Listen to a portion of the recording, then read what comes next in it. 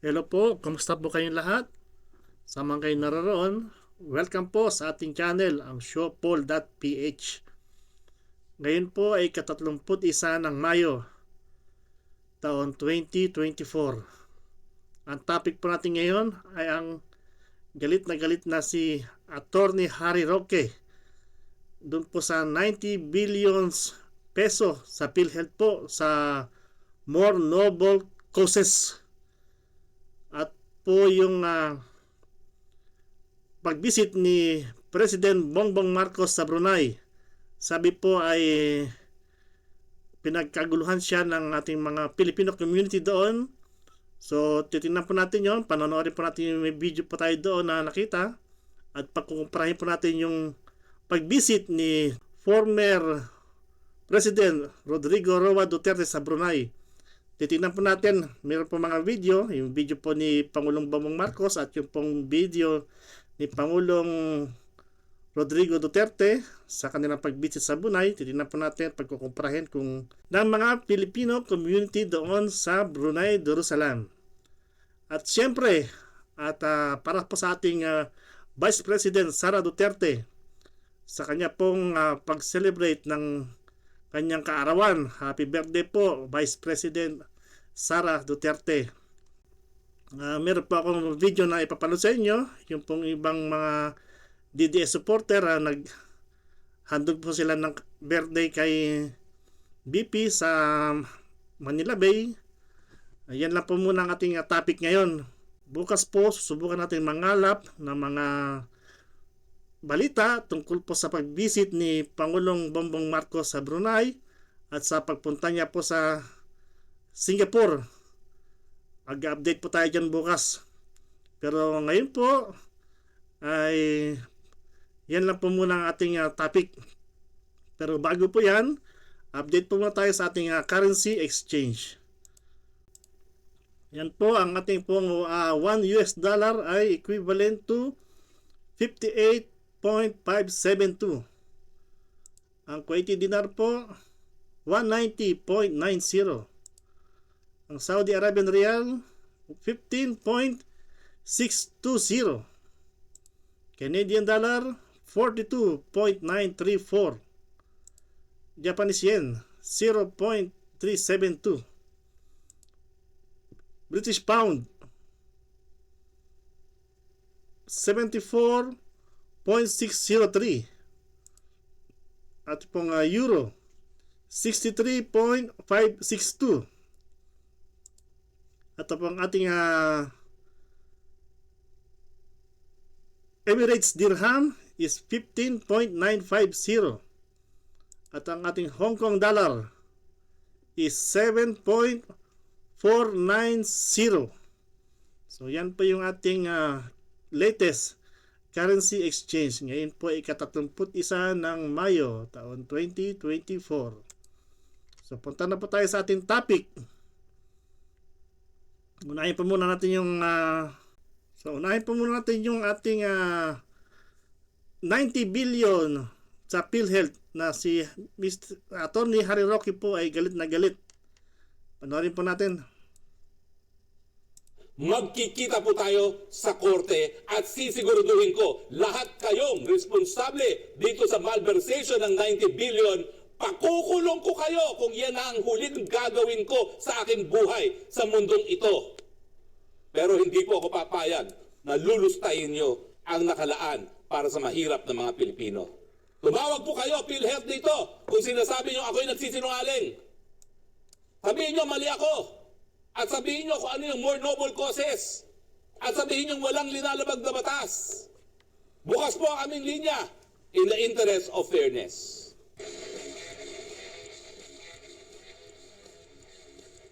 Bilang pangunahing author ng Universal Healthcare, talagang noon at noon pa, pupuntiriyahin ko po ang PhilHealth kapag meron pong kabalastugan. Napakalaking kabalastugan na naman po ang nangyari sa PhilHealth. Sangayon po sa batas na ating isinulong, lahat ng pondo po ng PhilHealth, lahat po yan dapat i-google para sa benepisyo ng mga miyembro. At kung meron pang butal, gagamitin para palakihin pa ang pondo na mas malaking benepisyo ang maibigay sa mga miyembro ng PhilHealth. Dahil ang ating adhikain po at ninanais ng ating sinulong po ang Universal Healthcare, wala ng Pilipino na mamamatay dahil lamang sa kahirapan. Ang problema noon ng PhilHealth, kulang ang pondo, kaya kakaunti lamang ang kanyang benepisyo na naibibigay. In fact, dati, walang benepisyo kapag hindi ka na hospital. At dahil nga po sa ating Universal Healthcare, ngayon pati ang diagnostics, covered na po. Dahil mas mabuti pang maiwasan ang pagkakasakit kesa tuluyang magkasakit ang taong bayan. Pero nung kailan po, sang-ayon sa aking mga bubuit, inaprubahan po ng board dahil hiningi po ng Malacanang ang napakalaking halagang 90 billion galing po sa pondo ng PhilHealth para po quote-unquote for more noble causes. Ito po ay malaking kabalastugan. Ito po ay malversation of public funds.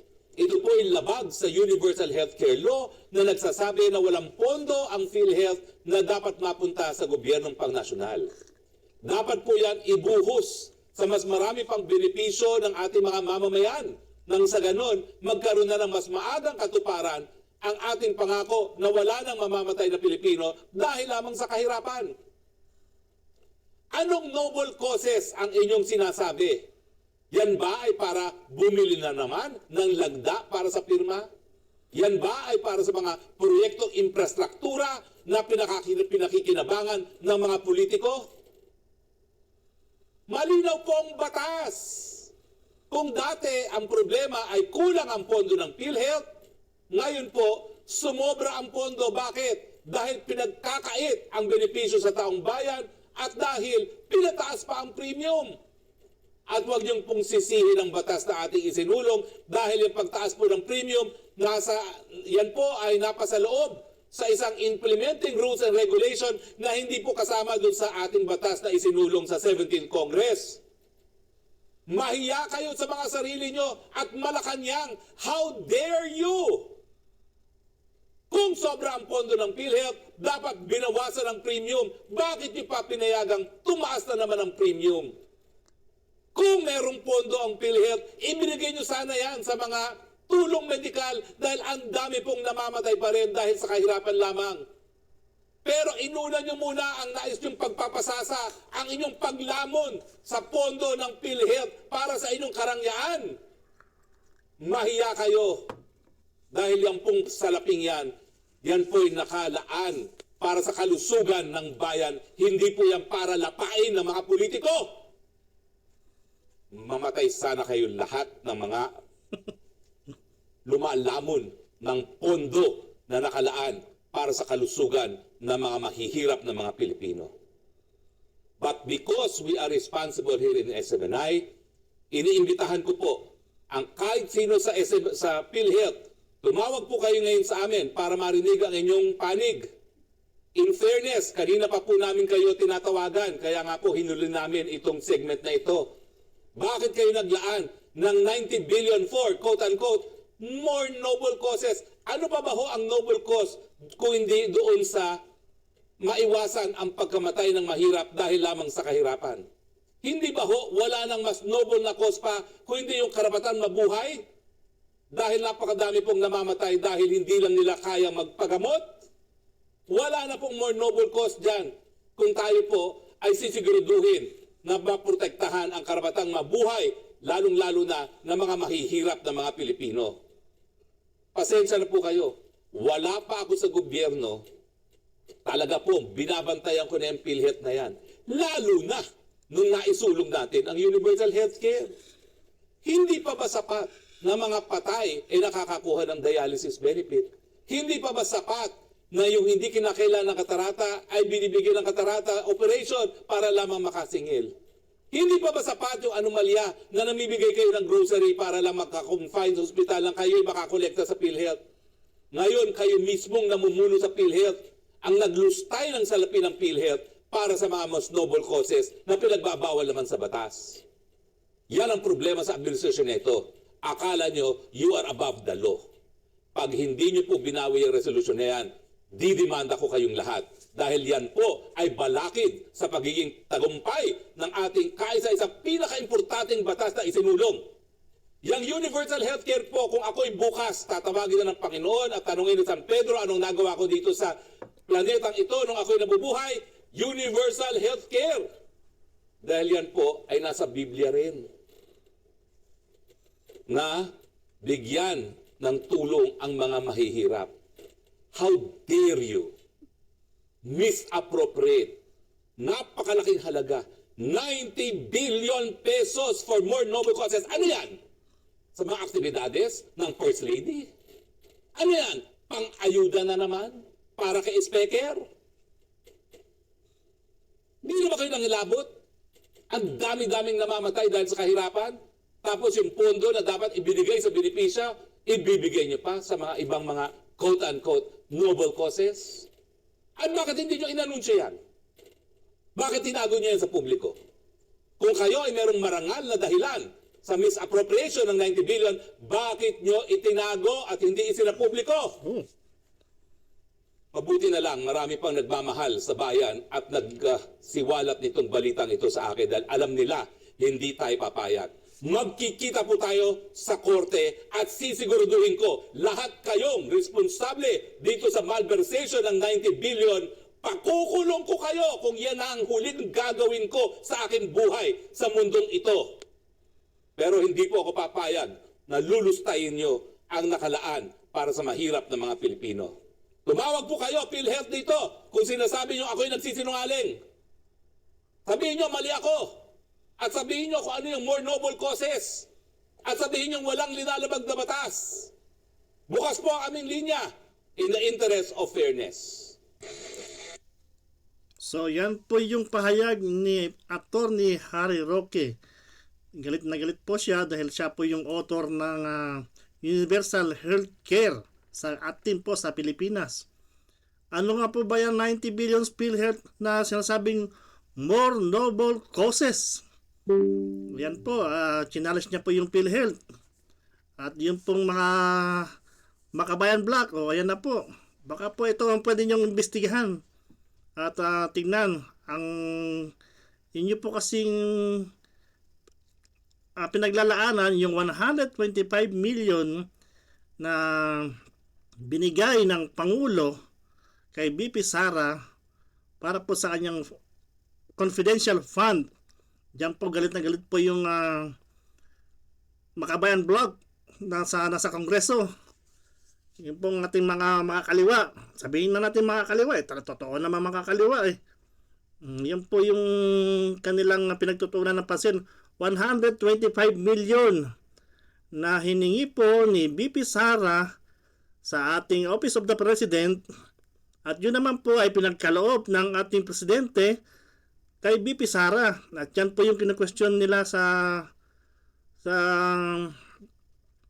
doon po, napunta na po yan sa Korte Suprema dahil gusto na nga po pawalang bisa ni Vice President Sara yan dahil wala naman pong bigat yung kanilang mga pag-aakusa.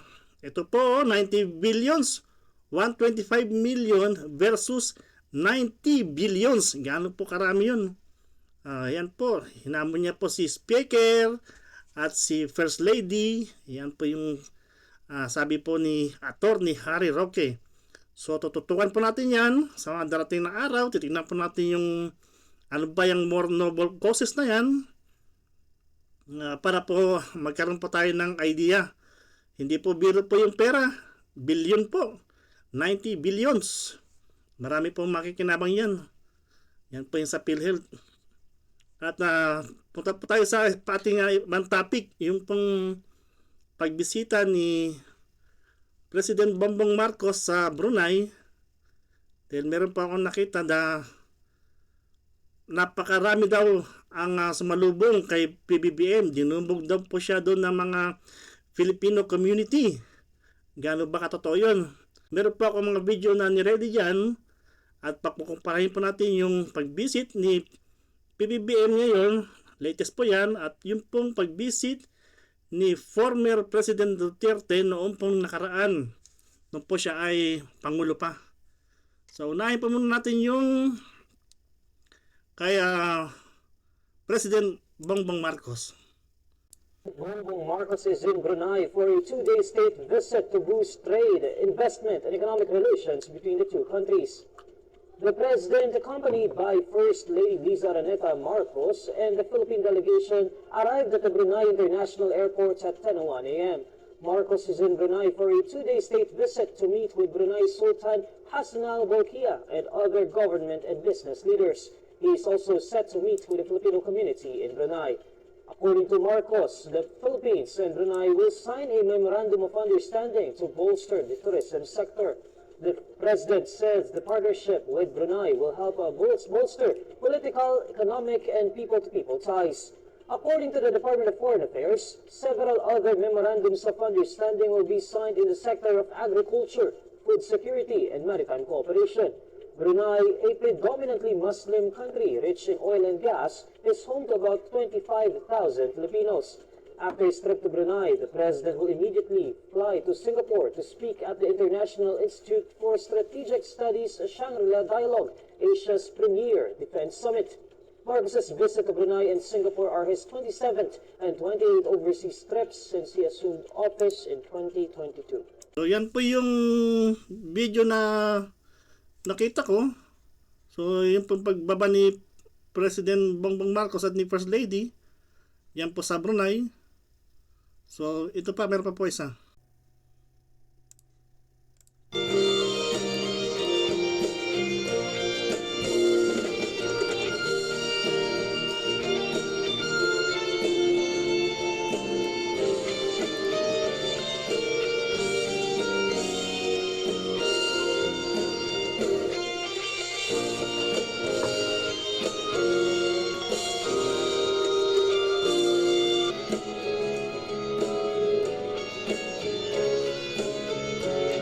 So yan pa yung meeting ni President Bongbong Marcos sa ating mga Filipino community sa Brunei.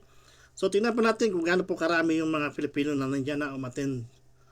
At mamaya titingnan po natin yung kay President Duterte. Babalikan po natin.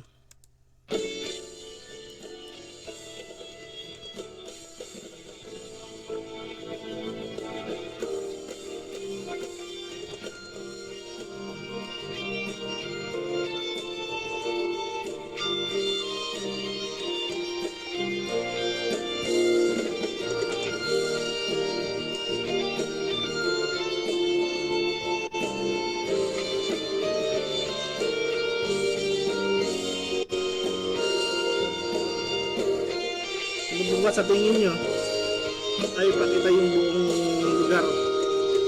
Pinapakita yung pinakabuong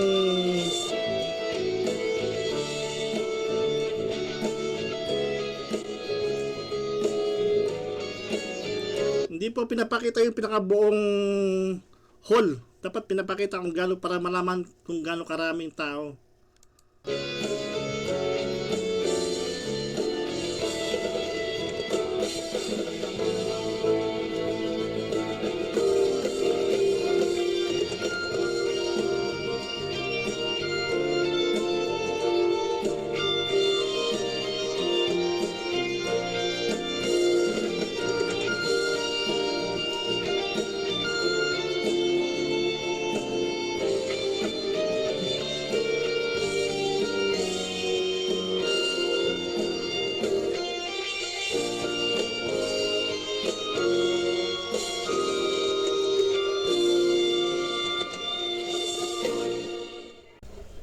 Aming mahal na Pangulo, Ferdinand R. Marcos Jr.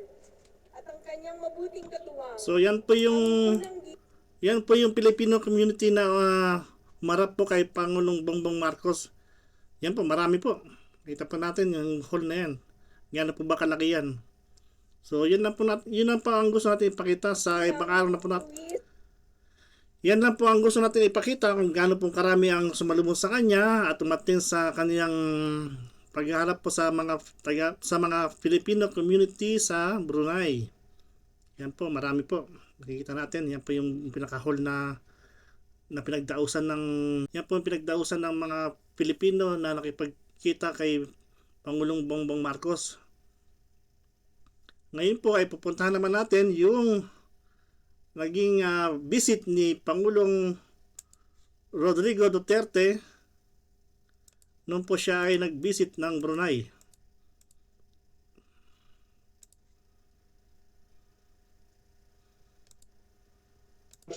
Rocky Ignacio reports. President Rodrigo Duterte was warmly welcomed by Filipinos in Brunei Darussalam. In his entrance at Sultan Hassan Al Bolkiah Stadium, the president met a jam-packed crowd in a get-together with Filipino community here. The chief executive bowed his head to pay recognition with the OFWs, whom he described as modern heroes. President Duterte thanked Sultan Bolkiah for being kind to more than 23,000 Filipinos in Brunei. But let me start by just saying, maraming salamat kay Sultan Brunei, Your Majesty, thank you for hosting a lot of Filipinos in your state and for being kind to them. Brunei is the first state visit of the president when he assumed office last June. The supposed visit was cancelled due to Davao City bombing last September. The president reported to Filipinos here his action plan for the Philippines to move forward, especially in his anti-drug and corruption campaigns. Ang problema sa Pilipinas, matagal na tayong giliw na natin. Ang Pilipinas tumitig o kapag-posisyon, patatakbo. Matagal na nagilip. The decision to bring to the agreement for the life, for the peace of the life of everybody. Matagal na tayo sa natin. President Duterte also assured that no more alleged talimbala in the airport, one of the primary concerns of many OFWs.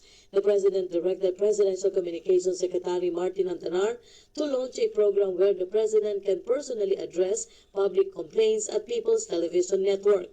He wants state television to be the center of public's concerns against corrupt officials. So, 888, bukas na yan.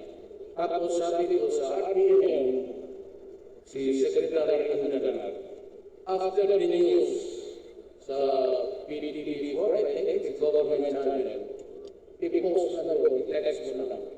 Opisina, agency, Rodrigo Duterte, Office of the President, nagbihingi ng 50 million sa lalabas na doon. But I will also give them the right to be heard. They can also text back. The president also explained the issue of drug-related killings in the Philippines.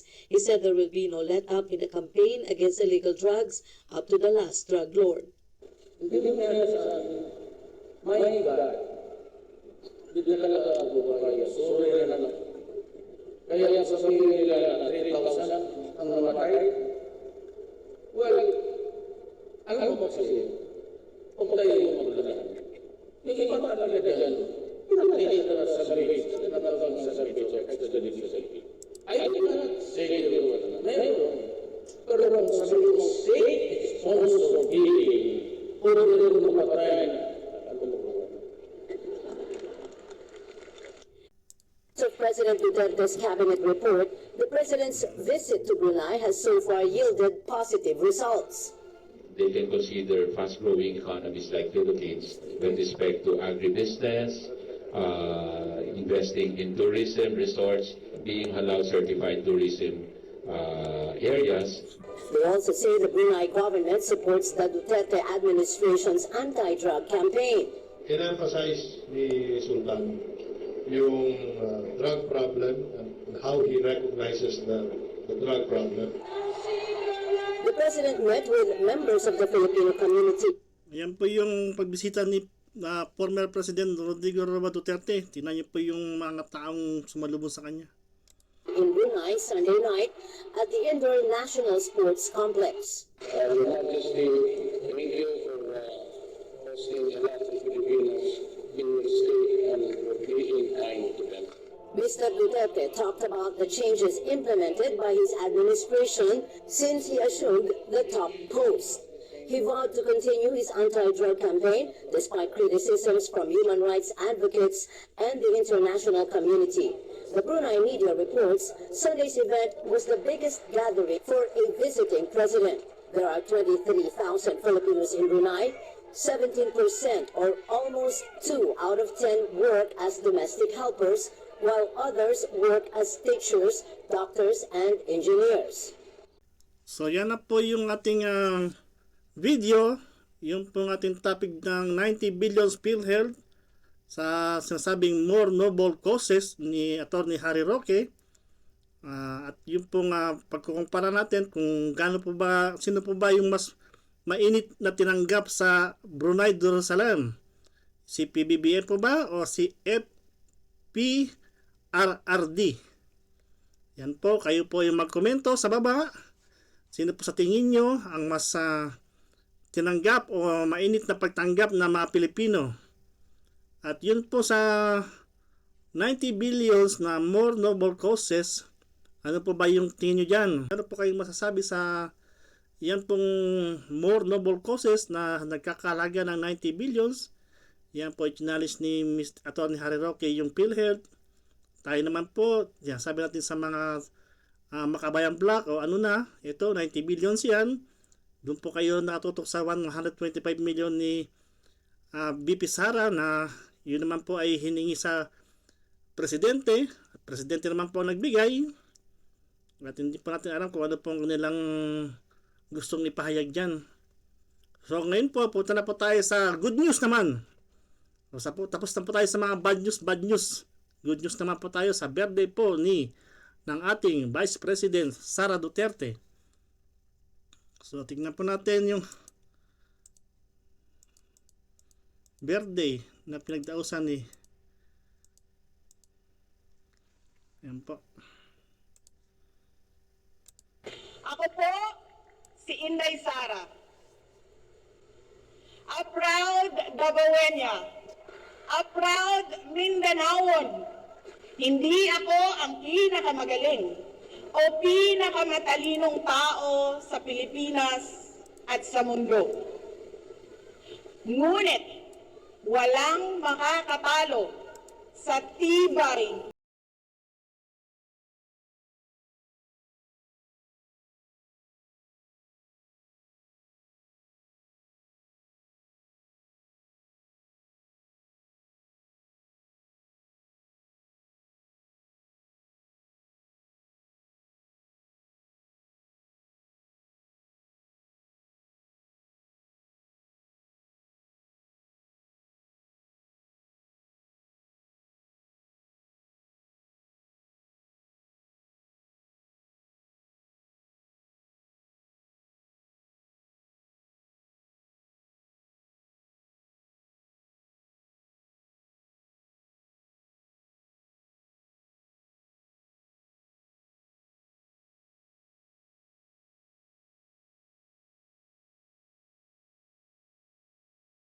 Should I be true to your country, work hard for the people, and the rewards, as I think maybe they're made in heaven, not here.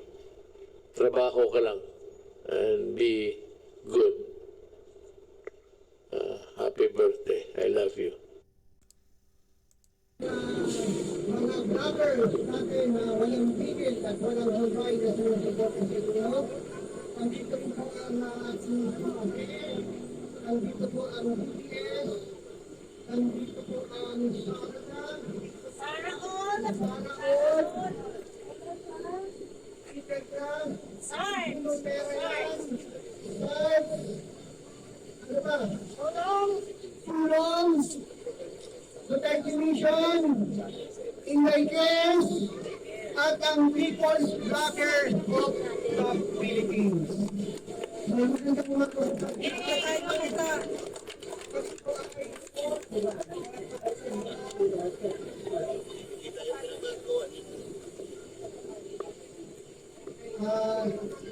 Kakanta po kami ma'am para sa iyo ng happy birthday. tatlong beses po sa pinag-ulitin ang pagdating kay Ma'am Marita Sara Duterte. Yun. Ay, wala pa. Okay.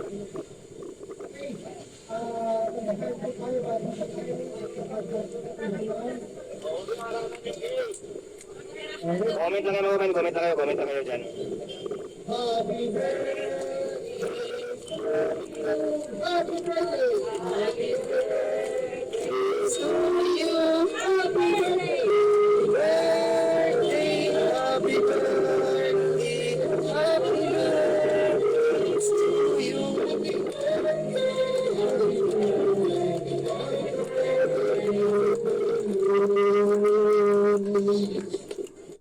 So, yan na po ang ating topic ngayong araw na ito para po sa ating Vice President Sara Duterte. Maligayang kaarawan po.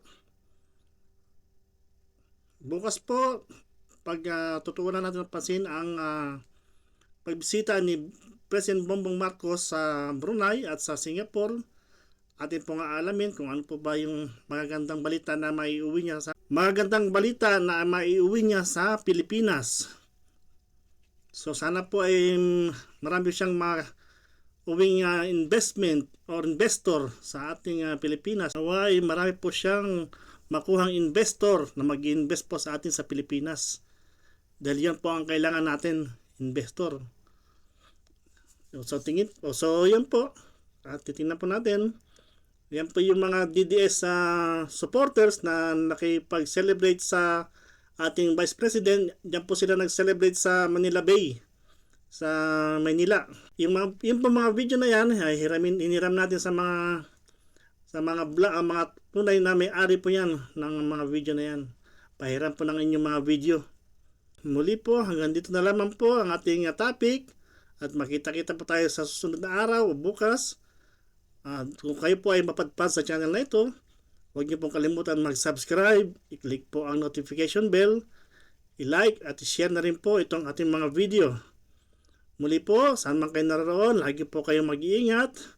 Marami pong salamat. Paalam. Adios.